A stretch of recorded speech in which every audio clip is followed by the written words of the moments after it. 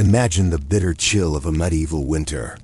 The fields are frozen, the harvest is gone, and a family sits in a smoky hut, counting their last turnips. How did peasants survive months of cold and hunger with so little? Tonight, we'll wander back in time to see the small tricks, the desperate choices, and the quiet resilience that kept ordinary people alive through the most brutal winters. Chapter 1. The long descent into winter. When you imagine medieval Europe, you might first picture castles with stone walls, knights on horseback, or bustling marketplaces surrounded by half-timber-bird houses. Yet for the vast majority of people, the ordinary peasants who worked the land daily life was defined less by battles and feasts than by the steady rhythm of the seasons. Of all these seasons, winter was the one most dreaded. It was long, it was harsh, and for those who had not prepared properly, it could mean hunger, sickness, and even death. To truly understand why winters were the hardest time of year in medieval Europe, you need to picture the scene step by step. Imagine the year unfolding in a village somewhere in northern France or England around the year 1300. For months, peasants worked the fields from sunrise to sunset. In spring, they tilled the soil, planting barley, rye, and wheat. In summer, they weeded, tended animals, and repaired fences. By autumn, the harvest was gathered grain stored in bins or sacks, root vegetables pulled from the soil, apples dried, beans strung up. All of this labor was not done for luxury, but survival. The harvest would need to last until the following year's crops came in. Winter was the reckoning of that cycle. Once the fields lay bare and frost covered the ground, nothing more could be planted, nothing more harvested. A peasant family had to live on whatever they had stored away. Every loaf of bread eaten in January meant one fewer loaf for March. Every log burned on the fire was a log not available for February's frost. A harsh truth emerged in the stillness of the season. You could do nothing new to improve your lot. Survival was entirely dependent on what had already been done. Food was the most pressing concern. The diet of medieval peasants was monotonous. Even in summer, mostly bread, pottage, a type of vegetable stew, and the occasional piece of meat if an animal was slaughtered. In winter, that monotony grew even sharper. Grains were carefully rationed. Bread might be baked less often, and families stretched out supplies by mixing barley or oats with wheat. Dried beans, peas, and lentils became staples. If root vegetables like turnips or onions had been properly stored in a cool, dry cellar, they might last through the cold months, though many would spoil before spring. Apples shriveled, cabbages rotted, and potatoes still unknown in Europe. At this time, were not an option. Meat was rare. Most livestock had been slaughtered in autumn because keeping animals alive through winter was costly. It required storing fodder, which took up precious space in barns, and peasants simply could not spare enough to feed large herds. Chickens and a few milk cows might remain, but most pigs, sheep, and cattle were killed before the first snows fell. Their meat was salted, dried, or smoked to provide sustenance later on. A smoky flavor in winter meals was not a culinary preference, but a practical outcome of necessity. Firewood was another matter of life and death. In medieval Europe, winters could be brutally cold, particularly in northern regions. While the so-called Little Ice Age had not yet reached its full force in the early Middle Ages, temperatures were still low enough to cause frostbite and hypothermia for those without proper shelter. Wood had to be cut in autumn and stacked carefully to stay dry. A fire was not kept blazing all day, but lit sparingly, mostly in the evening when the family gathered in a single room. Chimneys were rare before the later Middle Ages. Smoke would fill the home, seeping through the thatch roof. The smoky air stung the eyes but was accepted as part of daily life. Shelter itself was crude. A peasant's house was usually a one-room hut made of wattle and dauber wooden frame, filled with mud and straw. The roof was thatched, prone to leaks, and walls offered little insulation. Families often lived in close quarters with animals, bringing chickens or goats inside to share body heat.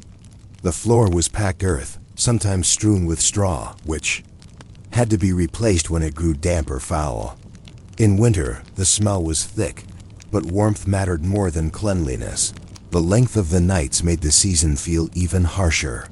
In December and January, darkness stretched for nearly 16 hours in Northern Europe. Without modern lighting, people relied on candles or rushlights, but these were expensive and burned quickly. Work slowed, and daily rhythms shifted. Families rose late, spent hours in dim interiors, and went to bed early simply because there was nothing else to do. The monotony weighed heavily, a psychological burden on top of the physical one. Illness was another companion of winter. Cold, damp homes made respiratory infections common.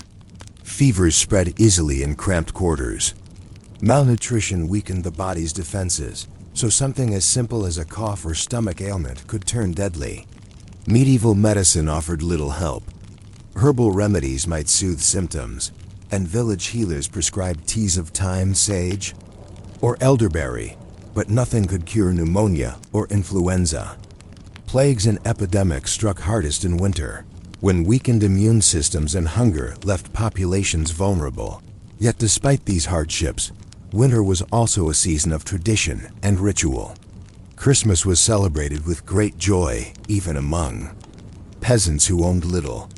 A few treats, perhaps a loaf made with honey, or a piece of meat saved for the holiday, were shared around the fire. Storytelling filled the long evenings, passing down legends, prayers, and folk tales from one generation to the next.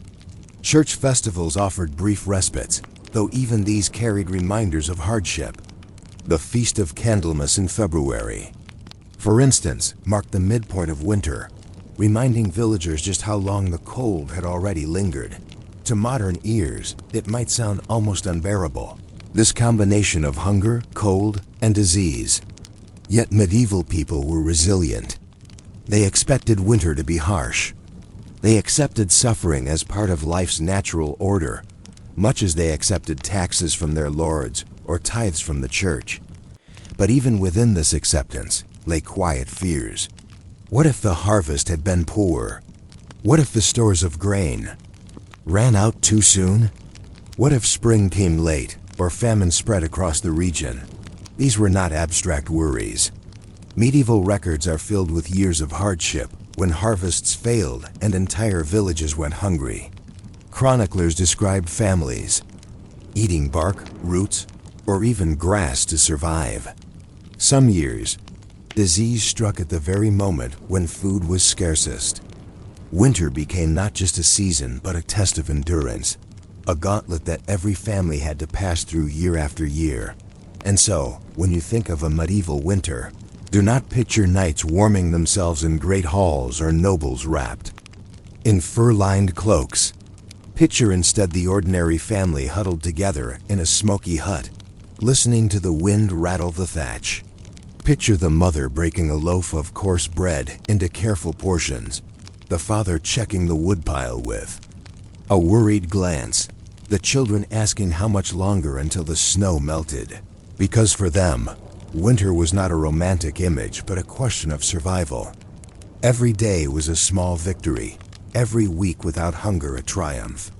And when the days finally lengthened, when the frost retreated and the earth softened for planting, it felt less like the turning of a season and more like deliverance itself. Yet, this raises a deeper question. How did peasants prepare for such winters in the first place?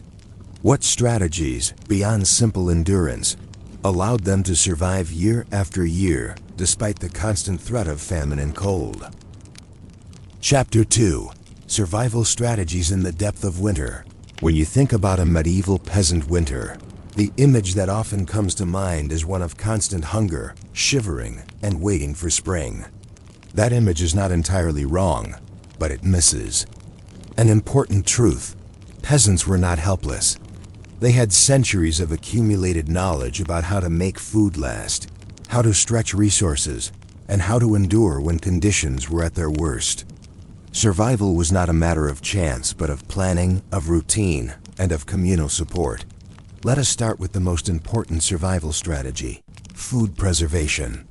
Modern homes rely on refrigerators and freezers, but in the Middle Ages, peasants had to rely on more rudimentary but effective methods. Meat, as mentioned earlier, was often slaughtered in autumn and salted, smoked, or dried. Salting was labor-intensive, requiring large amounts of salt, an expensive commodity, often controlled by lords or monasteries. Still, families might use smaller amounts to preserve pork or beef, rubbing it with salt and hanging it in a cool, dry place. Smoked meats were common too, hung above a hearth so that weeks of fire turned them into leathery but edible stores. Vegetables demanded different techniques. Root vegetables such as turnips, parsnips, and carrots were buried in clamped shallow pits lined with straw and covered with soil. This created a naturally cool, insulated environment where the crops could be retrieved months later. Cabbages were harder to keep. They were sometimes dried or, in certain regions, fermented into early forms of sauerkraut. Beans and peas were strung up to dry, and onions were braided together and hung in rafters.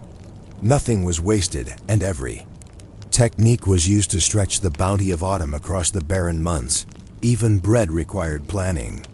Grain was not ground into flour all at once, but taken in measured quantities to the village mill.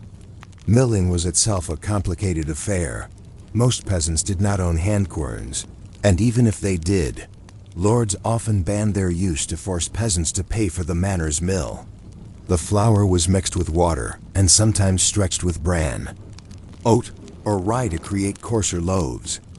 Bread baked in December might be hardened and stale by January, but it could still be softened in broth or stew. Stale bread, in fact, became an essential part of winter cuisine. Alongside food preservation was the careful management of livestock. Animals were wealth, but they were also a burden in winter. Only a few were kept alive. A milk cow provided not only milk, but also butter and cheese products that could last longer than fresh milk if processed correctly. Chickens gave eggs, though egg production slowed dramatically in winter. Sheep might provide wool, which was more valuable than meat. Goats, smaller and easier to feed than cattle, were kept where resources were thin. All of these animals needed fodder, hay, or straw cut during summer and stored in barns. The amount of fodder directly limited the number of animals a family could afford to keep alive until spring. Housing animals indoors also had survival value. A single cow in a small hut could raise the interior temperature by several degrees. Chickens and goats gave off heat as well, and their presence in the home was seen as practical rather than unusual. The animals benefited too. Sheltered from the worst cold, they stood a better chance of making it through to the next grazing season. But survival was not purely a matter of household management. The community itself was a resource. Medieval villages were tightly knit units where everyone's survival was interconnected. Grain storage might be communal, and neighbors would sometimes share or barter food to balance shortages. A family short on wood might trade with one that had fewer beans but more timber. The lord of the manor, too, played a role. While lords could be harsh and exploitative, they also had an interest in keeping their peasants alive. After all, dead peasants could not till the lord's fields. In some cases, manorial stores were distributed during hard winters, though always with the understanding that such generosity bound peasants more tightly to their lord. The church was another safety net. Monasteries often held large food reserves, and the Christian calendar provided both a rhythm of fasting and feasting. During Lent, for instance, peasants were forbidden from eating meat, which ironically helped stretch dwindling supplies of salted pork or beef. Church charity distributed bread or broth to the poor, especially during festivals. Almsgiving was encouraged, and while it never erased hunger entirely, it provided a small but vital cushion for the most desperate. Another overlooked survival strategy was the careful use of time and labor. In winter, fieldwork was impossible. But that did not mean peasants sat idle. Instead, they turned to tasks suited for indoor conditions. Tools were repaired, Clothing was mended, baskets were woven, and nets were knotted. Flax, harvested in summer, might be spun into linen thread. Wool, sheared earlier in the year, was carded and spun into yarn. These indoor labors not only filled long winter days but also ensured that when spring returned, peasants were equipped with serviceable tools and clothing. Some families also crafted goods for trade. Wooden spoons, clay pots, or woven mats could be sold at market once spring fairs began. This activity blurred the line between mere survival and modest economic opportunity. Even in the bleakest season, peasants thought ahead. The winter was not only endured but used as preparation for what came next. Despite these strategies, the line between survival and disaster was thin. A poor harvest could mean that preservation techniques were irrelevant. There was simply not enough to preserve. In years of scarcity, peasants stretched food supplies through what might be called famine foods. These included acorns, nettles, and wild herbs. Bark from certain trees could be ground into flour substitutes, though this produced bread that was heavy and indigestible. Accounts from the early 14th century describe people boiling grass to fill their stomachs. Such measures kept hunger at bay but weakened the body further. Another subtle but crucial aspect of survival was mental endurance. Winter was not only physically harsh but emotionally draining. Darkness, hunger, and illness created despair. Storytelling, communal singing, and religious rituals acted as buffers against hopelessness. Villagers gathered to recite folk tales or sing carols. Religious observances provided reassurance that suffering was part of God's plan. The marking of time, Advent, Christmas, Epiphany, Candlemas, gave structure to the endless cold days. By moving through these rituals, peasants reminded themselves that winter, too, would end. For children, winter held a mixture of hardship and wonder. They shared in the hunger and the cold, but also found moments of joy. Sliding on frozen ponds, playing with carved wooden toys, or helping with household tasks gave them purpose. For the elderly, however, winter was the most dangerous season. Their weaker bodies struggled to withstand cold and malnutrition, and mortality among older villagers peaked in these months. Families often gave priority to feeding children and laborers, which meant the old sometimes went hungry. We cannot forget the role of weather itself. A mild winter could pass with relative ease, but a harsh one could devastate a community. Medieval chronicles often note extraordinary winters, rivers freezing solid, snow lying on the ground for months, or frosts killing off early buds. Without accurate forecasting, people could only endure what came. In some years, the hardship was so great that entire villages were abandoned. Crops failed not just for a season, but for years, leading to famine and migration. This brings us to one of the central questions of medieval survival. How did peasants live with this constant uncertainty? How could a family invest so much labor in planting, harvesting, and preserving, only to face the possibility that one bad winter could undo it all? The answer lies partly in resilience through habit. For peasants, hardship was not an exception but the norm. They planned for scarcity, not abundance. They accepted the possibility of hunger as part of life. This mindset, coupled with communal interdependence, allowed villages to endure year after year. And yet, we must also acknowledge the limits of resilience. Famines did occur. Families did starve. Survival strategies were not foolproof. They were fragile, contingent, and sometimes tragically insufficient. Still, the ingenuity of these strategies, the clamps of buried turnips, the smoked meats hanging in rafters, the hay stored for cows, the prayers said at Candlemas show us that survival in winter was not just about waiting for spring. It was about constant, deliberate action. Every loaf rationed, every candle saved, every tool mended was an act of endurance. And so we might ask, if peasants had such methods of survival, what happened when those methods failed on a massive scale? when entire regions faced poor harvests and bitter winters all at once. Chapter 3. When winter became famine, for all their planning and hard-won knowledge, medieval peasants lived on the edge of survival. The strategies described earlier, salting, smoking, storing, clamping, sharing, were effective, but they relied on one fragile assumption, that the previous harvest had been good enough to provide something to preserve. When nature refused to cooperate, when floods or drought ruined the harvest, or when cold weather lingered into spring, the best-laid plans unraveled. Winter then ceased to be merely harsh and became catastrophic, the thin margin of survival, most. Peasant families produced just enough food to sustain themselves through the year, with a small surplus if they were lucky. The hungry gap in late winter and early spring was always dangerous. This was the period when the previous year's stores were nearly exhausted, but the new season's crops had not yet grown. A well-prepared household might manage by rationing, carefully cutting thinner slices of bread, watering down broth, stretching salted meat into stews. But in years when the harvest failed, this gap widened into something unmanageable. When shortages struck, people first cut back on variety. Instead of mixing bread with peas or oats, they ate coarse loaves made with more bran or less grain. Families reduced portions and shifted to whatever was easiest to store: turnips, beans, onions. Meat disappeared almost entirely from peasant diets, reserved for the Lord's table or feast days. Children and the elderly suffered most. Their bodies weakened more quickly. The famine years.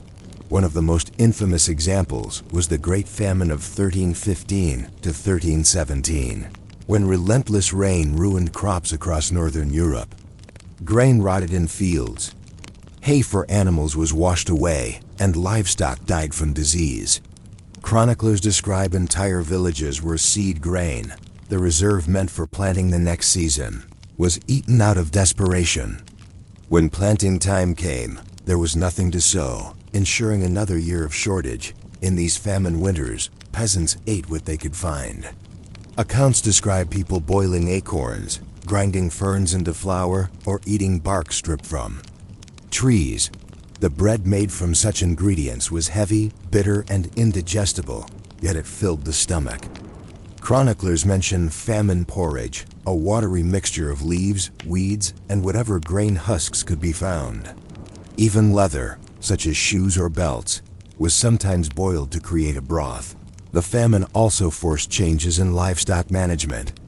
Families slaughtered animals earlier than planned to stave off immediate hunger, leaving them without milk or wool in the following year.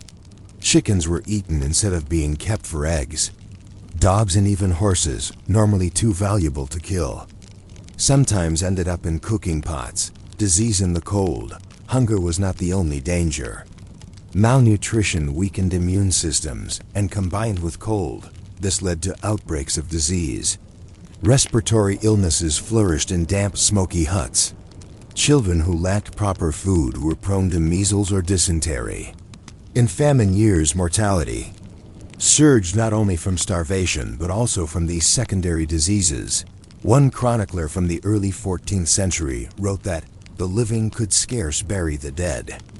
Graves were dug hastily in frozen ground, and sometimes multiple bodies were placed together.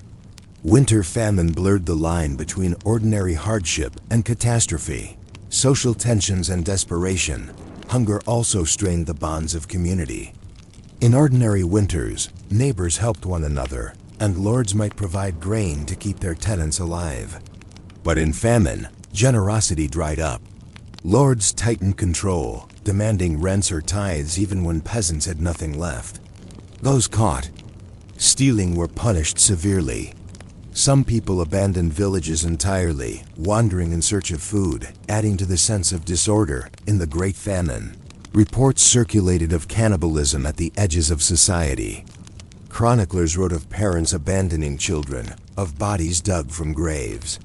Such reports are difficult to verify and often exaggerated, but their very presence in the records shows the level of horror people associated with famine winters. Faith. In the midst of crisis, The medieval worldview framed famine as both a natural and a spiritual crisis. People believed hunger was a punishment from God, either for personal sin, collective wickedness, or the corruption of rulers. Processions were held, prayers offered, and fasts declared in hopes of divine mercy. Some villages carried relics into the fields, asking for the return of the sun and the fertility of the soil. The church itself often distributed bread from monastic stores, but even these ran thin when famine was widespread. The ritual calendar took on heightened meaning. Candlemas in February, which celebrated the return of light, might pass with little food to market. Lent, usually a season of abstinence, was made harsher when there was nothing to eat even outside of fasting rules. Easter, meant to be a feast of resurrection, could feel hollow when tables were bare. Faith gave structure, but hunger remained a daily presence. The human cost, the mortality of famine winters was staggering.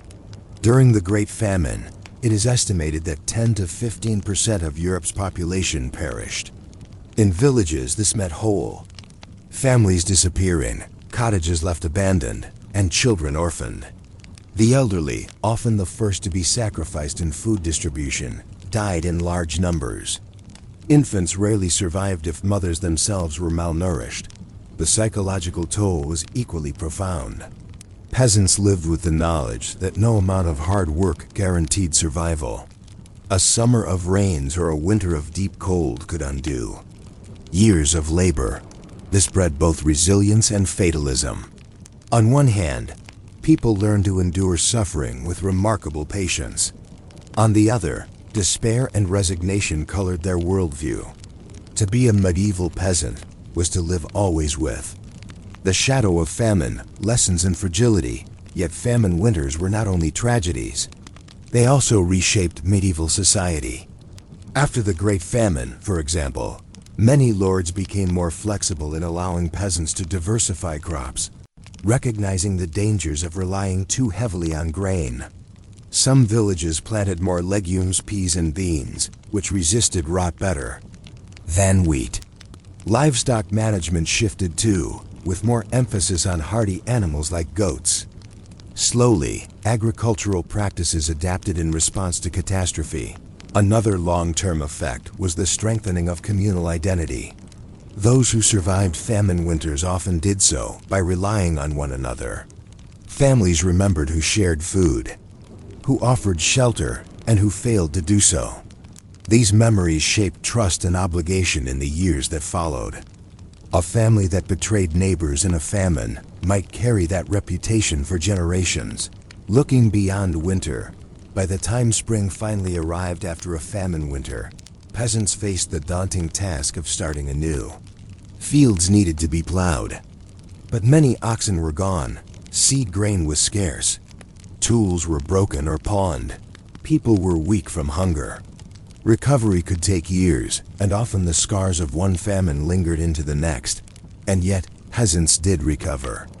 The same people who buried loved ones in the frozen earth planted again in April.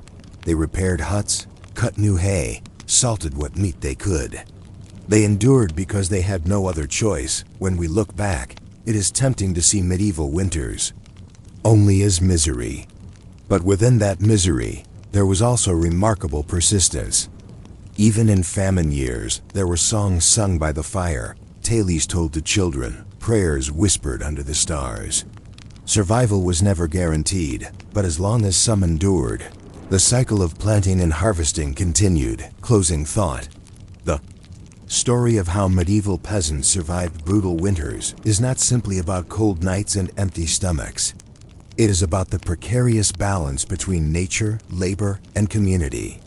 It is about how human beings, faced with relentless hardship, find ways to endure, sometimes through ingenuity, sometimes through faith, sometimes through sheer stubbornness. And so, when we imagine a peasant family huddled together in a smoky hut, rationing their last loaf of bread, we should not only see their suffering, we should also see their resilience. For it was that resilience, passed down through centuries, that allowed medieval villages to survive winter after winter, famine after famine, until spring finally returned. Thank you for spending this quiet time with me tonight. I hope this simple story of history helped you drift a little closer to rest. If you'd like more calm and uneventful journeys through the past, please take a moment to like this video and subscribe to Quiet Boring Sleep. Your support helps me keep making these peaceful histories for you. Until next time, sleep well and good night.